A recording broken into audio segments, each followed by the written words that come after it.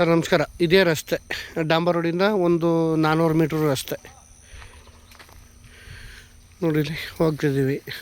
Borewell ತುಂಬ ಚೆನ್ನಾಗಿದೆ, ನೀರು ಒಳ್ಳೆ ನೀರಿದೆ. ನೀರು 2-2.5 ಇಂಚು ನೀರಿದೆ ನೋಡಿ. ಅಲ್ಲಿ ಕಾಣ್ತಿದೆಯಲ್ಲ, ಅಲ್ಲೊಂದು ಬೋರ್ವೆಲ್ ಕಾಣ್ತಿದೆಯಲ್ಲ, ಅದೇ ಎಡೆ ಆ ಬೋರ್ವೆಲ್ಲು, ಅದೇ ಲಾಸ್ಟು. ಒಂದು 150 ಅಡಿ ಸಿಕ್ಕುತ್ತೆ, 150 ಅಡಿ ಸಿಕ್ಕುತ್ತೆ ಫ್ರಂಟು ರೋಡ್ಗೆ ನೋಡಿ. ಇದೇ ಜಾಗ.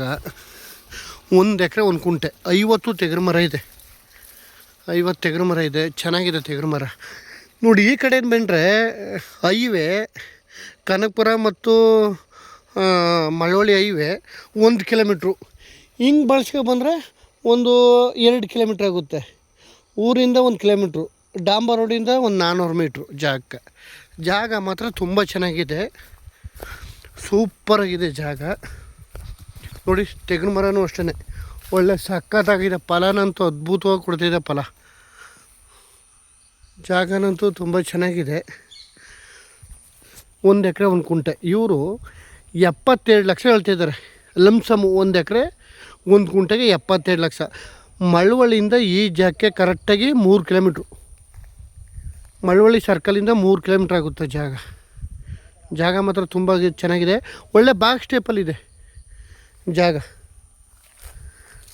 ಒಳ್ಳೆ ಬಾಕ್ಸ್ ಸ್ಟೇಪಲ್ಲಿದೆ. ಚಿಕ್ಕ ಫಾರ್ಮ್ ಹೌಸ್ ಮಾಡ್ಕೋರ್ಗಂತೂ ಜಾಗ ಸೂಪರಾಗಿದೆ ನೋಡಿ. ಹೋಗ್ತಿದ್ದೀನಿ ಒಳಗಡೆಗೆ ನೋಡಿ ಹೆಂಗಿದೆ ಫಾರ್ಮ್ ಹೌಸ್ಗಂತೂ. ಒಳ್ಳೆ ಜಾಗ, ಒಳ್ಳೆ ಬಾಕ್ಸ್ ಸ್ಟೇಪಲ್ಲಿದೆ. ಕಾಯೆಲ್ಲ ಬಿದ್ದಿದೆ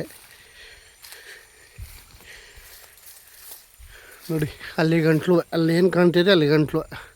50 ತೆಂಗಿನ ಮರ ಇದೆ. ತೆಂಗಿನ ಮರನಂತೂ ತುಂಬ ಚೆನ್ನಾಗಿದೆ ನೋಡಿ. ನೀರು ಬೀಳ್ತಾಯಿದೆ ಇಲ್ಲಿ.